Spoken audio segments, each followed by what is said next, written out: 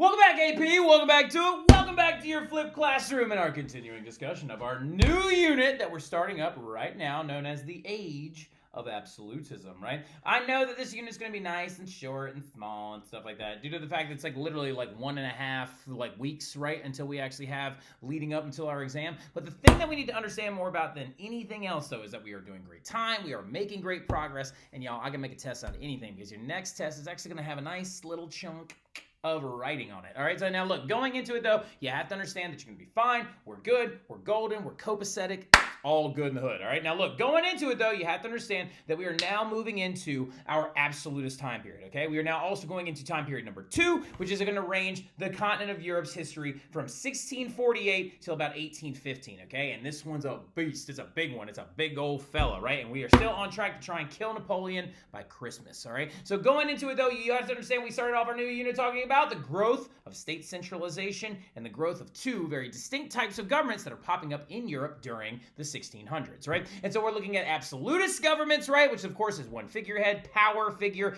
at the top, very central ruling authority whose sole responsibility and all things fall underneath them. And the best example of that, of course, is Louis XIV, right? And then we also talked a little bit about constitutional governments that actually have legislative bodies that monarchs have to rule with, and they are limited monarchs, right? Because I think it was Shelby in class that said, it's so geniusly put, that literally, they have to follow certain laws and rules, and they're not absolute power. They're actually limited monarchs. We're going to see a lot of those pop up in places like England and the Dutch Republic. We talked about how literally it hadn't happened up until this point, a lot of it due to the fact of language and technology and infrastructure barriers and stuff like that. But let's dive a little bit deeper, right? Let's dive a little bit deeper and let's use a visual understanding and representation to understand why absolutism hadn't started just yet, right? Well, absolutism hadn't started just yet, and a lot of it has to do with the fact that there was a lot of things standing in their way, right? And particularly referencing back to the Middle Ages, okay? So if we use this little visual that I actually drew, you don't have to necessarily draw it, but get the main ideas out of it and stuff like that. But this will kind of help you understand why absolutists are not going to pop up really until the 1600s, and how Disney kind of lied to you a little bit, and that all kings and queens weren't necessarily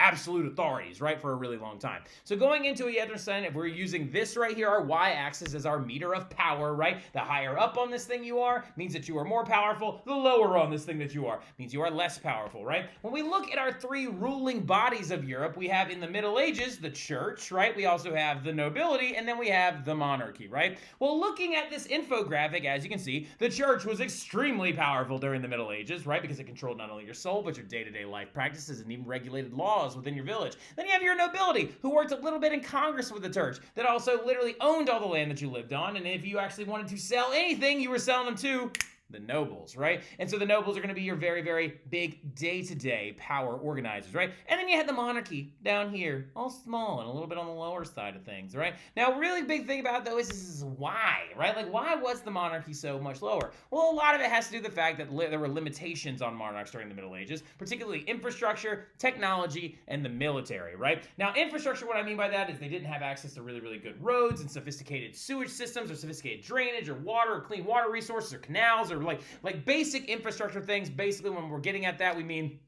roads and ways to move about, right? Another big thing they didn't have is they lacked on certain technologies, right? The printing press hadn't arrived yet, so that made things really difficult. And then also, just to give you a better understanding, is that there are some other groups in history that have had absolute authority. For example, like Genghis Khan and the Mongolians. They had an absolute rule underneath the actual leader of the Mongolians during this time period, right? Genghis literally means their leader or their king or the Khan, right? The Khans and stuff like that in Mongolia had a sophisticated postal service, right? Or a post office, so they could issue decrees and collect taxes and do all this other things like that long before the Europeans ever figured out how to have absolute rulers or really strong monarchs, right? And another big reason why, and notice I have a buttload of stars next to it, the biggest problem that the Middle Ages had when it came to the monarchs is they could not wage war efficiently, right? A lot of that had to do with the military they were using. So the military that was being used by monarchies during the Middle Ages was a feudal military, which means basically if they wanted to assemble an army, they had to call up all the nobles over here and tell them to send their vassals and their military, and then the king would collect all the nobles' men together and then go off and wage war.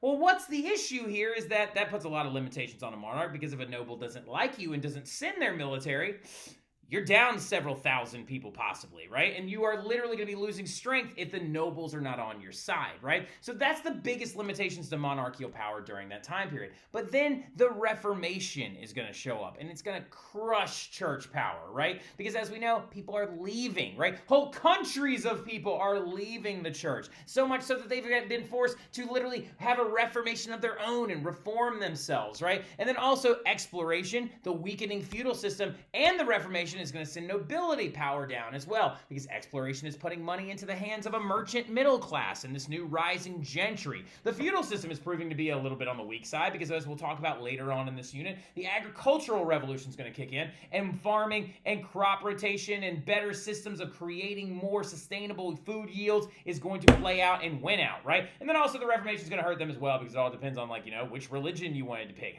what's going to try and retain their power as much as possible. But the nobility power will fall as well. And what's been created at the top of this whole thing is known as a power vacuum, right? And what a power vacuum is, and I misspelled the word vacuum so bad I can never remember if it's two C's or two U's, so I just double down half the time. But a power vacuum is what it means is an absence of a ruler, okay? A vacuum is a lot like the vacuum of space, right? A vacuum, okay, when you look at that thing in your house, your vacuum cleaner, the vacuum is not a vacuum, okay? The cleaner device that you have at your home is a vacuum cleaner because it creates a vacuum by pulling all the air out of a space, forcing air to then recover in on it, okay? So a vacuum is an absence of something, or a nothingness in the middle, right? And so the thing about it is that's going to leave a lot of space for replacement, and who will rise into that hole and rise into that vacuum and yield all the positive results for themselves? It will be the monarchs, right? Now, the thing that we need to understand, though, is how are they going to do this when this vacuum was created? But yeah, sorry about that little tech glitch. But anyway, going into it, the way that these monarchs are going to accomplish this is by increasing their infrastructure, or just expanding road systems and canals, and like making it easier to move about their country. They're also then going to create professional militaries, right? This is big, okay? This is real big. A professional military means that they're going to have an army ready to go at any time with paid soldiers, and it's a much more efficient system because now they have a military that is underneath their rule. And military sizes during the era of absolutism are going to triple. They're going to get absolutely massive, and you'll be able to actually make a career for yourself inside their militaries, right? And also they're going to create more efficient taxation systems, okay? And this is going to be very big for absolutist expansion of power as well. So when we're looking at like absolutists in general, or we're looking at the cover of Thomas Hobbes' Leviathan, right, which is a book that we'll talk about later on, the Enlightenment period, you have to understand that there are three traits that every absolutist has, and they follow the rule of the ABCs, right? The ABCs of absolutism. If absolutism is our A, the B, C, and D is what all absolutists need to have to really be considered an absolutist, right? So notice I got B, C, D, right? There you go. Nice little way to remember everything.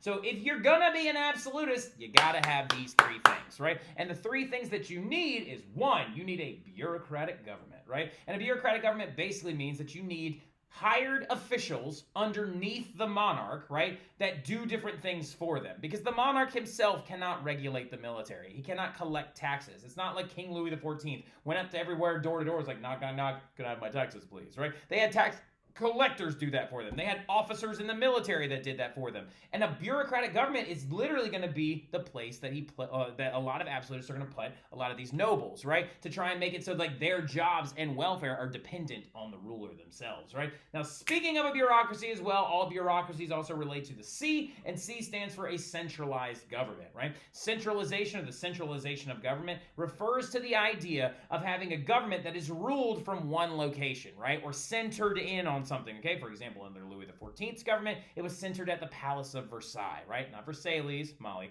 So, like, Versailles, right? The Palace of Versailles is where everything emanated out of, right? And a lot of the nobles that actually ran a lot of the different bureaucratic governmental responsibilities of France lived at Versailles with Louis. And we'll get to all that stuff a little bit later on. But monarchs have a centralized government ruled from one location, right? And last but not least is the big one: divine right to rule, right? Divine right to rule is a concept that absolutists believed in. Basically, what we're getting at here is that when the church power fell, right? So back in the day, popes had divine right rulership, right? Because people genuinely believed that God placed that person in power. And so popes believed themselves infallible, right? So they literally believed that if you affronted the pope, you were affronting the church and therefore affronting God, right?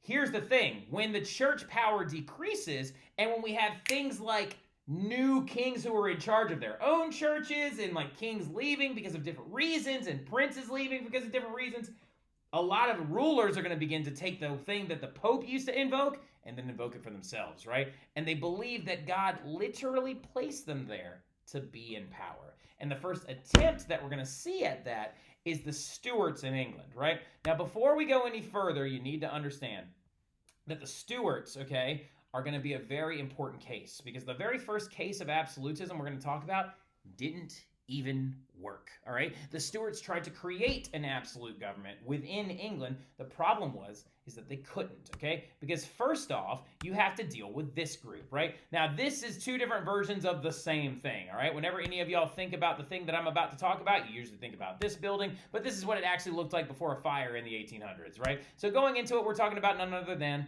the Parliament, right? The English Parliament will be the reason why the Stuarts fail miserably at creating an absolute government in England, because the Parliament is there specifically to make sure that doesn't happen, right? So, Mr. Terry, what does the Parliament do exactly? That's a great question, Kendall, and that literally is going to be answered right here. The Parliament does three simple things, right? It passes laws that directly affect citizens, it upholds basic citizen rights, but most importantly, it approves and raises taxes, right? And what the Parliament is a better question. You need to write this down as well. The Parliament is a bicameral, bicameral, legislative body, right? And the word bicameral, what that means, bicameral means two houses, right? There are two houses that make up the Parliament. One is known, write this down, as the House of Lords. The other one is known, write this down, as the House of Commons, right? The House of Commons holds all the real power, and it's where that growing middle class is earning a lot of representation, right? The Parliament is created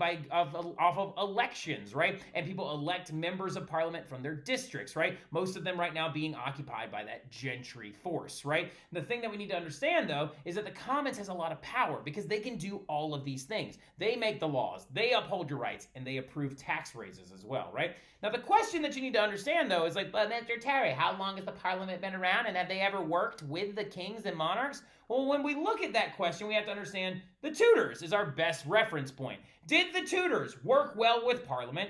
The answer to that is a big, fat, inflammatory yes. They got along really, really well, right? Because when Henry wanted to create the Church of England, he had to get it approved by Parliament first, right? When he wanted to pass the Third Secession Act of 1543, the Parliament had to approve that bad boy, right? When he wanted to create the Act of Supremacy and the Act of Treason, the Parliament had to approve that as well, right? Because those are your basic laws that they actually create and push through. Henry worked well with them. Elizabeth worked well with them. Mary, not so much. But the thing that we need to understand, though, is that they actually worked very, very efficiently. Whereas, what about these things would just drive an absolute ruler insane? They don't like asking for permission to do anything, right? Absolutists don't like for permission to ask for where money's coming from, ask for permission to raise taxation. They don't do that. It's not something that they operate under, right? So you have to understand, when the Stuarts show up, everything kind of blows up in people's faces, right? And we'll talk about that in our flip during class. But I'll see y'all soon. Y'all have a good one.